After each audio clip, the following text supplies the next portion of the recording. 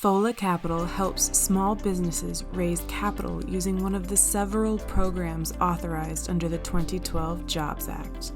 They are especially passionate about helping to raise capital for veteran-owned, women, and minority-owned small businesses across the country. Be sure and check them out at follacapital.com.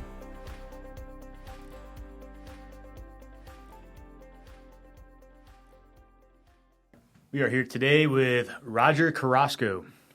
Yeah? Yes, sir. Yeah. Active duty Marine. Yes. Still. And businessman extraordinaire. Yes. Excellent. I'm excited about this conversation because I'll be perfectly honest with you, you are the first guest I've had that I did not know prior to you walking in the studio today. Okay. Yeah, that's good. Well, haven't met in person. We spoke on the phone at length, I think last week sometime about the show, but we haven't actually met before, so this should be fun. Yeah. And have you met Avery before briefly, today? Just today. Just today as well. I was introduced to Avery via Billboard. We were just talking about it in 17. And if you know Avery, he has an amazing beard. And I was joking with my wife, and I pointed at Avery's billboard. I'm like, babe, James Howard does real estate. He could be our broker. Let's try. And I was clearly joking. And yeah, she shot that joke. Joking, but really, right? Joking, but really. Yeah, joking. I'm working on it. My girlfriend said she likes it fuller, so I'm trying to let it go without a trim for a little bit. We'll see. You have a Leonidas quality beard, Avery. It is quite Working nice. on it. I thought I needed to clean it up, but I guess not. If the girlfriend says no, then the answer is no. I won't go that far. Well, I suppose because you're not married yet. The only reason I have any facial hair and I don't look like him is because my wife says, I like it, keep it. Yep. That's why it's there. Fair enough. Otherwise, it wouldn't be there. I can't. I don't rate facial hair. The Marine Corps was good. in charge of my face for 13 years, and now my wife is. So. Yeah. I had to pull the no-shave chit on deployments, but that was as far as I could get it. So my last ID looks like this. Yep. It's great. Good. Very nice. Sticking it to the man, finally. It's the way to do it. It's about time. So, tell us who you are. Yes. So, as you guys know, or even introduced my name, basically, I'm still an active duty Marine, but also getting into the financial business. I've been an agent now for going on 3 years, actually. What kind of an agent? A financial agent. So my firm is Transamerica Financial Advisors. Okay. And I've been working with them for the past 3 years. Originally, I got my life and health insurance license to go ahead and just get my basic foot in the door and things like that. But, of course, going along this time, I've actually realized that there's just so much more to elaborate on in the financial world. And it didn't take me 3 years to realize that. I knew it from the get-go, and I really made my way, I guess you could say, to where I'm at now because of just bringing straight-up value to everybody I spoke to. Doesn't matter if it had to do with finance. It was like, how are we going to get there first? Financial planning. It's like huge in everything we do. But yeah, I had a really good mentor, the person who brought me in and introduced me to practicing finance and planning and things like that. And the basic foundation was financial education and bringing ultimate value to whoever you speak to. Okay. It doesn't matter if they're trying to be your client or trying to, shake hands. It doesn't matter. Who's the mentor, if you don't mind me asking? Mentor, there's a lot of people, actually. So my friend Jeff. Okay. Yeah. My friend Jeff, and of course, a few of my specifically the one in the financial industry was my friend Jeff. Okay. And he was a former Marine, and then he was practicing finance, same firm, got his license back in 2015, or before that. He got out of the Marine Corps in 2015, So what do you do for the Marine Corps? I am a motor T operator. Okay. Drive truck. So not specifically related to your extracurriculars then? Not at all. So we had a guest that is a financial coach, but he spent 20 years as what did he call it? A Marine finance officer or financial control management? Something. I know it was in comptrolling and disbursement. It was a mouthful. Anyway, he did it for the Marine Corps for 20 years, and then now he's doing it. So you're doing something that's completely unrelated to what the Marine Corps has trained you to do and has you doing on a daily basis. Yes. Okay, so how's that work? How'd you decide, I'm doing this for a living, but I'm more interested in this other area, or are you not? Like, how'd you go from motor T to financial planning? Yeah, that's a good question. It started way back. I just didn't really understand how to get started. So, like, before I went into the Marine Corps, I was very just focused on, like, financial planning. I know that sounds like what? Like, financial planning? So you're a kid just like, I would like to, no. It was, like, more of the nature of, okay, established business. How does that get started? Read about it. You know, I was kind of, like, on my own. And then leading up to, fast forward to, I guess you could say, 2018 is when I met my friend Jeff. And he was just saying, hey, this is what I do. Of course, he helped me out in a super turbulent time in my life. And basically, I just saw the straight-up value that it brought to myself as a person. And, of course, just the education. I was like, that is incredible. So, Then, so how long you been in the Marine Corps? 10 years now. Okay. Are you planning to stay in or get out? What do you think? I actually already enlisted into the National Guard. And my unit is actually in Wilmington. Okay, so you're transitioning from the Marine Corps to the Army then? Yes. Are you anticipating any sort of culture shock there? No, because think you'll be fine? I think I'll be fine because I went to jump school, and I think like 2019 or so, and I was just talking it up with the NCOs there, and I'm like, hey, what's the culture like? What is it like? What's the platoon life like? And things like that. And they're like, all right, when you get there, no one cares that you're a Marine. Just take care of the guys. I'm like, got it. Are you going to be doing the same thing for the Army that you do for the Marine Corps, or are you moving into a new field? A new field, totally new field. What are you going to do there? 11 Charlie, Mortarman. Mortarman, okay. I wasn't expecting any of the last two answers. No, me neither. Me neither. Yeah. What were you expecting for MOS? What was your guess going to be? Even before that, with jump school, so nearly everyone I know that went to jump school, and I think a part of it was we were going from MARSOC. We would call it Marine Corps Appreciation Week. Yeah. Because most of the folks are right out of boot camp. And we get there early. We have to check in. It's a day or two early. And we're more senior anyway. So you end up being the squad leaders. I don't know if there's a different term. But you end up being the squad leaders. And some of the stuff you dealt with from someone who just finished basic training was like, what do you guys do in basic training? So that was why the first answer surprised me. That's funny. And then I just didn't expect Mortarman at all for the next answer. We've got a motor T guy, yes, who's got a side hustle that's becoming a main hustle in financial planning, yes, who's decided to become a Mortarman. Yes, that's a journey. I like it. Why Mortarman? I think I have to stay true to what my initial objective was in the Marine Corps, which is be in the combatives field. So I have not done that. I've always been the motor T support guy. I've never been the guy directly, I guess you could say, like, dealing the hate, as we say in the Marine Corps. You know what I mean? But, so I was just talking to him in the hallway and things like that. War Council, financial, like, has really deep meaning. But to specifically answer that, I don't think that I'm done with my service. Mm-hmm. Personally, looking inward, I think I can always do more. I'm always training, reading, speaking to people. So, yeah, it's just I haven't done enough yet. Cool, man. I like it. Yeah. I dig it. You just want to keep being a warfighter. Nothing wrong with that. Keep being a warfighter. Nothing wrong with that at all. So you said the name of your company is War Council Financial, and that it has some deep meaning. Mm-hmm. You want to elaborate on that? Yeah, War Council Financial. So my ethnic background is Native American. So on my mother's side is Cherokee and Choctaw, and on my father's side is Apache. So, and I mean, I'm not going to go all the way back to the childhood days, but basically from a very young age, I set out to be a Marine.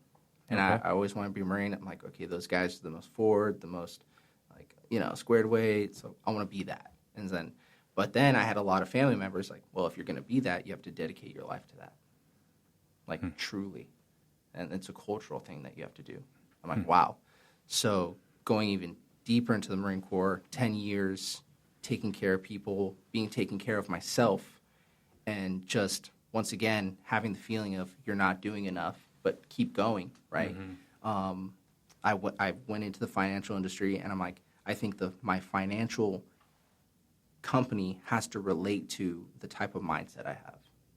It can't be anything new. It just has to be me. Okay, and what is that mindset? Tell me about that. The mindset is keep your circle not only solid, like take care of each other, but also don't just tunnel vision on what you want. You're going to have groups of people who have nothing to do with your industry or your business or anything like that, but you show up and you bring value to them, and that's all you have to concentrate on. I like it. Words of wisdom. Yeah. And I mean, like, this is just stuff that, like, I'm just reading on a daily, and I see, like high earners in their industry, in their field and stuff like that, and I've spoken to some, and I was like, what do you do? How did you get that? How did you do this? Because I'm always a learner, right? Mm-hmm. I got a notepad in my little briefcase there and a pen. Nothing's changed. And they're like, take care of people. People you're around, focus on them. Mm-hmm. So how long have you had War Council up and running? You said 3 years? Yes. So I started in 2020. So it's going on 2 years now. Okay. All right. And what all services do you provide at this point? So at this point, it's mainly focused on financial planning and education, but then I also am able to go and provide services like establishing retirement, teaching people about tax advantages, and things like that, cash accumulation, like how to start that, a person in an industry and they're having trouble with, I guess earning too much, because that is a possibility, or earning too little, or being just plateauing. It's like, how do I get out of that rut and just get this like ball rolling and things like that. So okay, yeah, interesting. Are you the only one on your team? Is it a independent operation, or do you have other folks that you work with right now? Yeah, it's solely just me. I do my own content creation, and I go and present. If I present, it's me. If I visit, it's me. If you call me, it's me, and things like that. Mm-hmm. I did that because there's mostly two ways that people are familiar with financial agents. And the first way is a captive agent, which a person is used to the guy in a suit and a timer on the desk. They slap it. They're like, all right, what's up? You're on time. And they're like, favorite color, blue. My first name, last, time's up. And it's like, now here's the invoice, reschedule if you want to come back. And then, of course, there's an upfront fee and all this stuff like that. So what I became was an independent financial agent with my firm, which allows me to not just keyhole somebody into one specific firm, but teach them the financial concepts for themselves, and then I'm able to work with hundreds of different financial companies. Okay, so you're not pushing any one particular company's products. No. You're able to provide products from a number of different companies. Right. So there's a level of assumed trust because you're not incentivized to sell particular products. Is that what you're saying? That's absolutely right. Okay. Like a broker in a sense, where someone outlines, I'm assuming you consult with them, help educate them about some things they should consider, and then discuss their goals with them, and then you're able to align them with a company that can assist them in achieving that. Is that accurate? Yes. Okay. It's completely accurate. So, like, perfect example, you just said it off the top. So the consultation is first, seeing if it's a good fit, if the person wants to go forward with just learning more about the financial education. I was just sitting down with a business owner in Jacksonville, and her and I were talking about, I know I speak in stories, so basically it's like in the financial world, no one's going to jump in the water and help you swim. No, even if a person can jump in the water, they couldn't possibly swim for you. That's not a possible thing.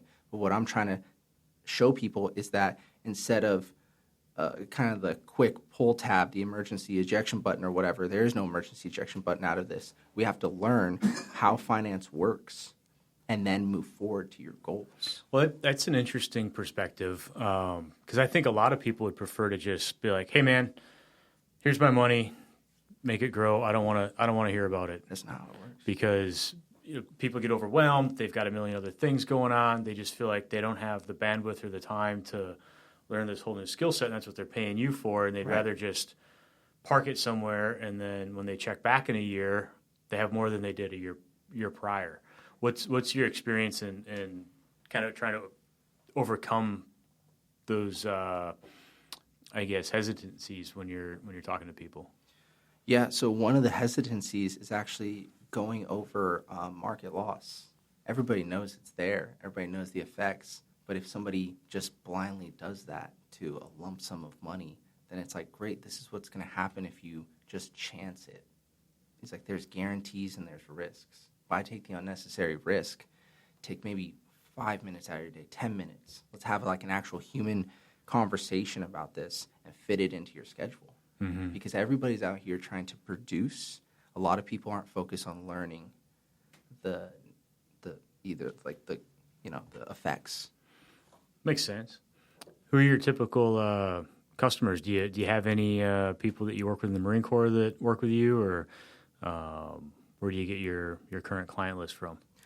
My current client list, as of right now, comes from my just one-on-one interactions. I have created folders, basically with financial information, my business card. People said, "Oh, that's a bad idea. No one cares about business cards." I'm like, well, I do.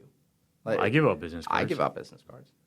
Yeah. Or people's like, I don't want that. It's like, great, scan it. It's like, so it has a scan code on the back. Yeah. I walk in. I don't cold call or do anything like that. I want to create an atmosphere to where people know they can approach me. Mm-hmm. And I have to go out and approach them first. I can't be like, situate myself like, all right, now time for the people to show up to me. It's like, absolutely not. I'm going to go out there and I'm actually going to prove I care. Mm-hmm. And how I do that is I'm going to show up to their business, not like slamming on the door, but I'm going to show up to their business or their place of work, and I'm just going to introduce myself and let it lay. Mm-hmm. Just be like, hey, if you need me, here it is. I'd love to talk. Okay. No push, no shove. Just like, this is what I'm doing. This is what I'd like to speak about. So what are some of the biggest challenges you've had trying to start a side hustle while on active duty? All right. Pain in your eyes. Yeah, I was about to say, like if it's just touched his soul on that. Yeah, one. if it's the listen. Oh man. All right, so I don't mean to go down the laundry list or anything like that. Man. All right, so I became a training associate in 2019. Okay, and the course material to prepare for the state board exam to get my license in the state of North Carolina can take a month. It's like, boom, okay, take a month, study, take your state board exam, things like that. You move forward, you get your license. Mm-hmm. That took me close to 9 months because I was in the field back to back to back. I was doing this, doing that, and things like that. And of course, you can't be like, wait, what about my future career? It's like, this is your career. It's like, shut up, get back in there. This is what you're being paid for right now, so do it, right? And I was like, so I actually just shot some footage in a mountain town, and the reason why I did that, because when people watch the footage, they're like, okay, it makes sense now, is because I pointed to a mountain town building, and Brennan, my friend, he's like, so why a mountain town? I'm like, I'll tell you why. It's because I was in the field on my phone with 1 bar of signal, studying notes for myself to take the state board exam the next week. And it's 9 months in the making. I'm a training associate. I'm not making any money. I'm not like progressing forward, and I have to never waste 1 minute of time. And I'm like literally just sitting there in the cold, just looking at notes, just typing stuff, writing stuff down. And it's just crazy. It's like, who else is doing this? I will never complain a day in my life after I get out of here, start the industry, talk to people, because I can just put myself back in that situation. And it's like, all right, cool. Well, what would you say to someone who's thinking about, who's on active duty and thinking about starting a side hustle, given your experience with, those time constraints that you were dealt with going to the field and deployments and things? Like, is there something you could have done different or maybe prepared for in a different way that would have made that less painful? Because hindsight's always 20/20, right? Yeah, of course. And I do love hindsight because I read books about hindsight and I learn from that hindsight and then I take notes on that. And I'm like, okay, he did that wrong. I'm not going to do that. What I would say to the person who's active duty, who's like, maybe I'll do this, maybe I'll do that. You need to, now I'm in this position, you need to establish your objective, your goal that's going to kickstart your business or your industry, and then focus on that and devote as much time as possible. Don't break your back with it, but at the same time, devote very valuable time. And your valuable time is, of course, during the working hours, but that doesn't cut it. It's like you have to devote the time and just get it started. Just getting it started and creating content, reading the books about it, showing up to real estate, team meetings, just saying, can I sit in here and just learn from you guys? Or just introducing yourself to people. Like, I see you're a realtor. Can I ask you a couple questions? Take notes on everything. Do you think doing this as while you were still on active duty was good for the Marine Corps? Or do you think it would have been better to have prepared it as part of your transition package? Do you think I guess what I'm saying is, do you think that trying to do so much, detracted from your ability to do your normal job in any way? I think that if I would have just put it off, if I would have just said, 3 months out, I'll really handle it then, things like that, that wouldn't have been a possibility. Mm-hmm. And I think I had to, at one point, say, okay, this has so much, possibility to grow and to advance and all these things like that. But I do have to come back to square one and do the day-to-days. I got to prepare for the field. I got to inspect the trucks. I got to fuel up. I got to check people, make sure they're good for whatever they need. Oh, you need new boots? Okay, great. The day-to-day things that most times I'll be like, oh man, this is kind of stressing me out because this is not progressing what I want to do. Mm-hmm. But at the same time, it's all right, just you got to shut up and color for a little bit, and then when you get off of work, hammer time. Would you say that, or I guess my understanding is that it helped you have a better understanding of priorities of work? Would that be accurate? Can you rephrase the question? Yeah, and it may just be the phrase. But something I learned when I went over to MARSOC that I wasn't familiar with at all, right? We'd go do training or we'd do something and we'd do after actions. And then initially when I was in ITC, right, the guys, they'd go, they want to eat, they take their stuff, and they'd always harp on, hey, you need to ensure that you're turning to whatever the appropriate priority of work is, right? So, team gear, personal gear, and then whatever else comes after that. Or just the order that things need to occur in, vice what you want them to occur in. What's most important to you, vice the group or the organization. Would you say that the things you've learned, even though sure you had to dedicate a lot of time to something that on its face doesn't necessarily just contribute to your MOS in the Marines, would you say that it made you a better leader or made you more capable of assisting the Marines under you at all? Yeah, I would agree. And say it did have some leadership building qualities because of the prioritization of, okay, you're building this business, you're talking to clients, you're doing all this, but also have you texted Lance Corporal so-and-so, and because his so-and-so just passed away, or did you successfully put that person on emergency leave? You just do what other NCOs did for you or what other seniors did for you when you were a kid in the Marine Corps, and did you just stop everything and say, we're going to take care of you right now? So it did show me that, and there were some, emergency leave, right? Just halt everything, this is priority, turn off my phone type situations that I'm glad that I was able to be a part of, things like that. So, yeah. Nice. That's awesome. Yeah. So you said you're transitioning to the National Guard. When's that supposed to happen for you? March 23rd. Coming right up then. March 24th, 2022. Okay, all right.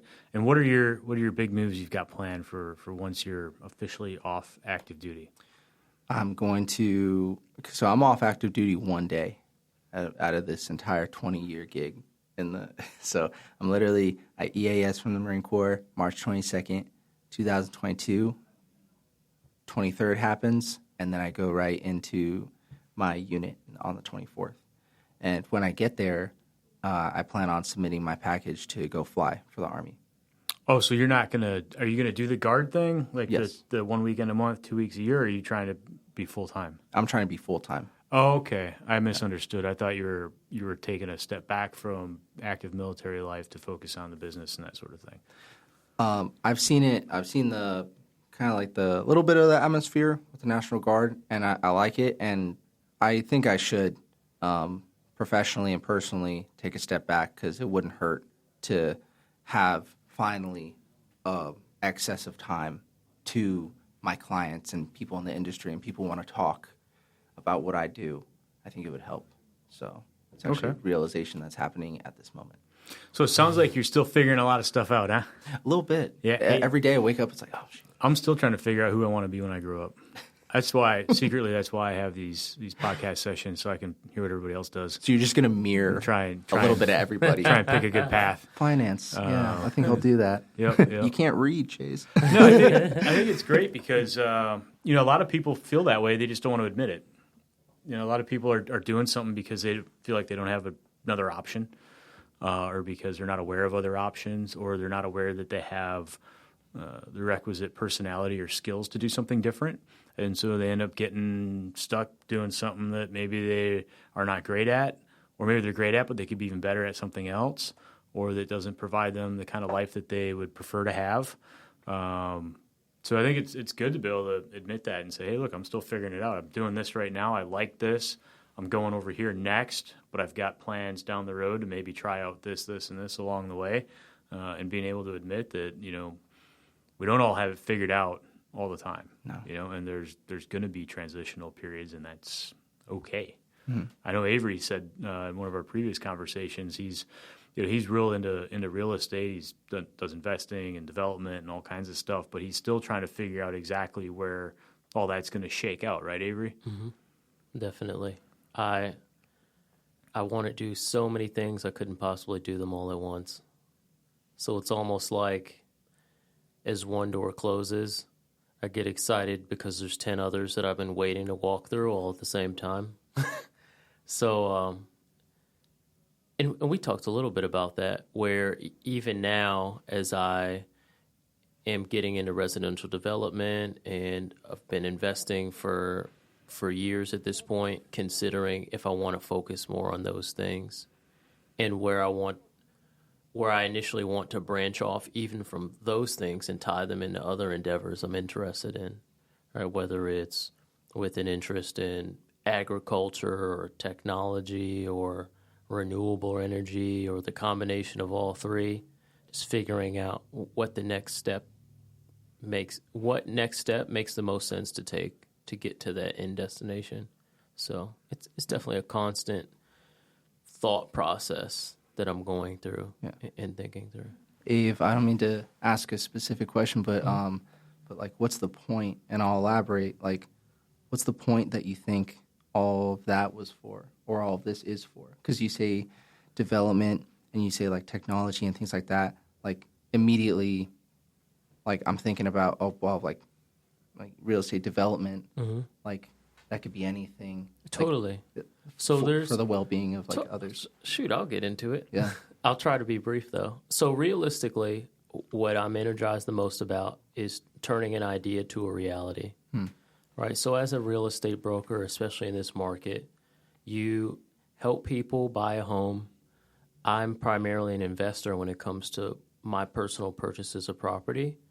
So you often in this competitive market see something where you don't see something where the value of it exceeds the cost, right? So wanting to be able to play this 4-dimensional Tetris where you maybe see this piece of land that could be this neighborhood with this type of home and these features that people that have timeless attributes that people like, tall ceilings or open space or all these different things, right? The max utility out of a home or decent sized yard or a pool or whatever it is, right? Or the type of financing that, but maybe you have something else like a community garden, right? Yeah. You saw that be an issue where food was a problem.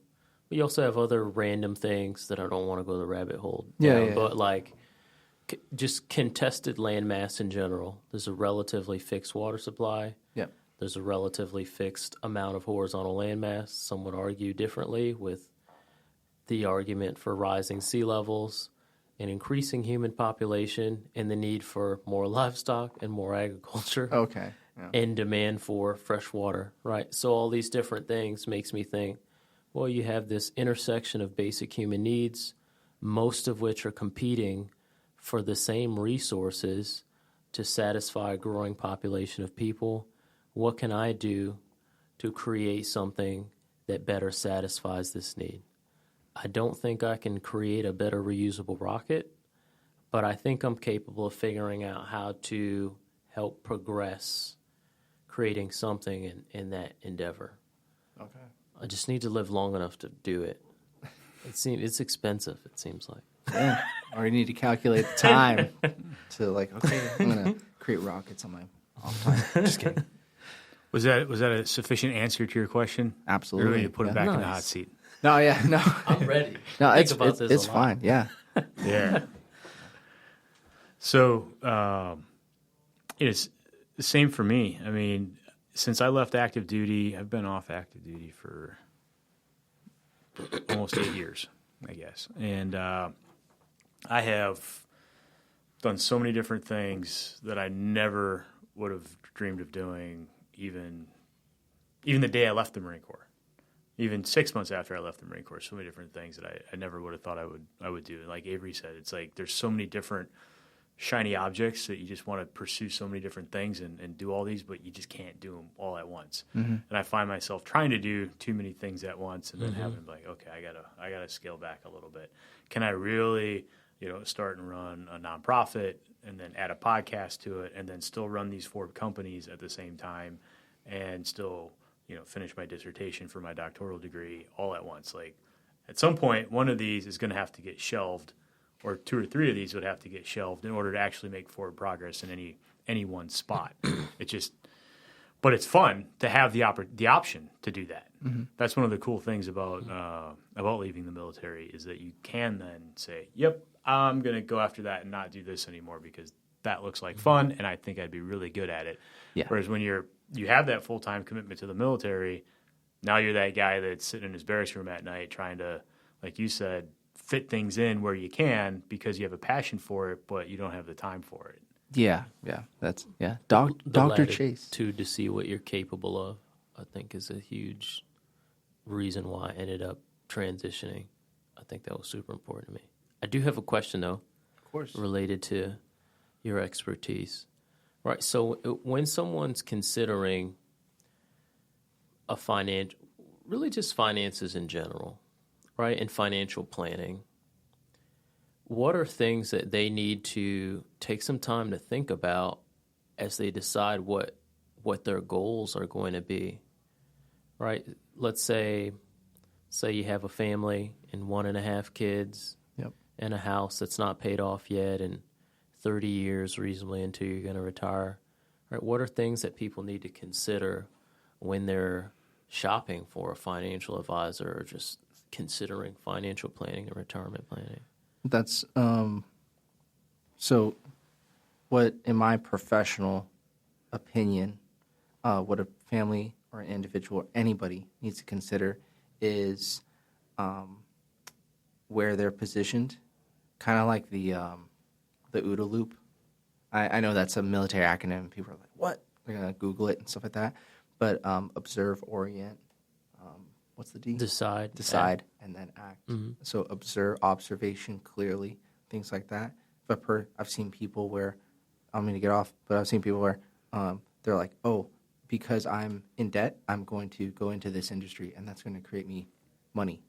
It's like, maybe that's not the right choice. Maybe you should keep that 9 to 5 and position yourself to where you now have a stable place to stand, and then make your next decision and finance your next move. So in short, I think a person who's shopping around, seeing, can this person help me? Can this person add value? The biggest thing is the financial education. The financial literacy that's going to take that family unit and is going to make sure that those children have financial literacy. Because like you said, a person like, here, take the money, and then it's going to make more money, and then you just took care of that. Here's the invoice, here's the charge or whatever. Doesn't mean anything. It does not mean a single thing if those children in the next generation are doomed. So teaching those parents, which is super humbling, because when you talk to like 40-year-olds and 50-year-olds who don't have proper retirement or they're going to outlive their wealth, and you have to bring them back to square one and say, check this out. The financial literacy can still start no matter how old you are. You're in your 20s, your 50s, doesn't matter. The number one first step is financial education and financial literacy. And we can go into the weeds about it, or we can just do the wave tops. But as long as we're introduced to it and we find the resources, let's say I just walk away from it. I don't want to do business anymore. I don't want to do finance. I don't want to do the other cool thing. Well, I'm too busy flying for the Army or something like that. It's like, it doesn't matter. Raymond sent me the resources and laid it down to where I'm now self-sufficient. So I'm alone, but I'm unafraid because I have the ability to move forward, and I know what's up from down. So are you saying that when someone's trying to decide should they hire War Council or should they hire some other firm, one of the aspects they should be researching is, does that firm provide educational resources in addition to just regular investment advice? Yes. Is that what you're? Yeah. I'm all for having a discussion and a dialogue where somebody's like, I'm thinking about going into ABC firm. I'm thinking about approaching XYZ company and things like that. Because I'm going to do this. Great. Let's talk about some of the things that you're about to get into, and here's some reading material. Here's some stuff to fact check exactly what you're going to do and the repercussions throughout the years, because it's matched with your industry. A lot of companies, some companies, they don't really care what industry you're in. They just need the upfront, and then they got it. See you later. But if you don't have that retainer, it's not going to happen. Things like that. I don't know if we're supposed to name drop companies or brokerages or anything like that. But you know better than me.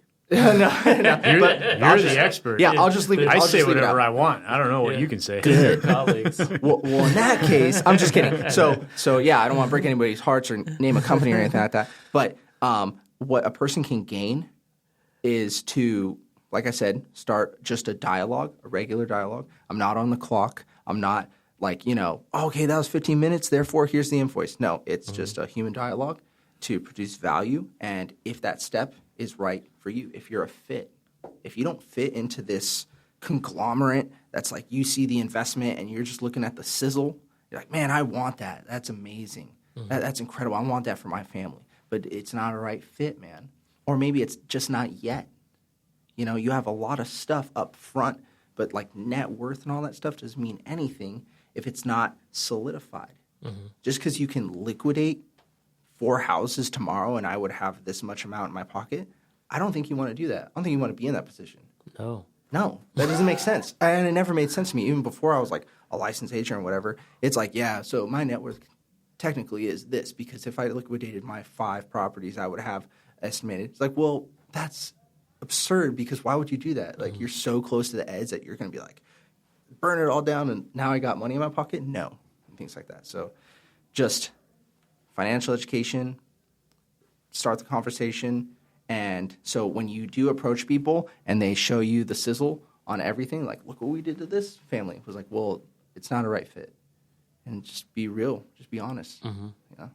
To determine what fits or best suits you or your family's needs and goals. Right. Definitely. Okay. Well, we're coming up on the limit of our time today. I do have a couple more things to ask you. Yeah, of course. We like our guests to leave one or a few main points for our listeners, and they could be anything that you want it to be on. So it could be on, starting a business while on active duty, your decision to transition, running a business, or whatever you feel like. A couple main points of value for our listeners. Go. Start your business plan early. You don't have to start your business actually, but you can start your business plan. You can time it out, and you can just discuss it with the people you trust, and then let it be. Don't be afraid to introduce yourself to experts that are outside your industry. Learn from absolutely every single person you meet. Even if the person is a knucklehead, just be like, great, things like that, but don't change who you are. There's always hope. I know that sounds cheesy, but there is literally always hope. There is people starting over at age 60 right now who are living life. Like they are like mentally, financially, physically healthy and turning it around. So there's never a point where like, oh, I lost everything. Big deal. What are you going to do next? And it's just, and I'm not the only person who's like this. I've met a lot of like-minded people with great attitudes, and I don't see anything knocking my attitude out from where it is because of what I had to go through to get to where I'm at. So I'm here to stay. My attitude is going to stay great. It's going to stay shiny, and that's it. I like it. I don't know. That's yeah. I like it. All I think valuable words of advice. Yeah. All right. My last ask of you is: do you have any book recommendations? Yes. And they don't have to be business books. They could be anything. Yeah. The Art of War. Okay. By Sun Tzu. Why that one? Because of the fact that when you read it, one of the things it suggests to you is that before going to war and starting a campaign and things like that is to establish a council and to surround yourself with people who are dedicated, loyal, and also different in different qualities and different things like that. You can't have I was just thinking about this today. You can't have just a pack of wolves. That doesn't make sense. I don't want a pack of wolves.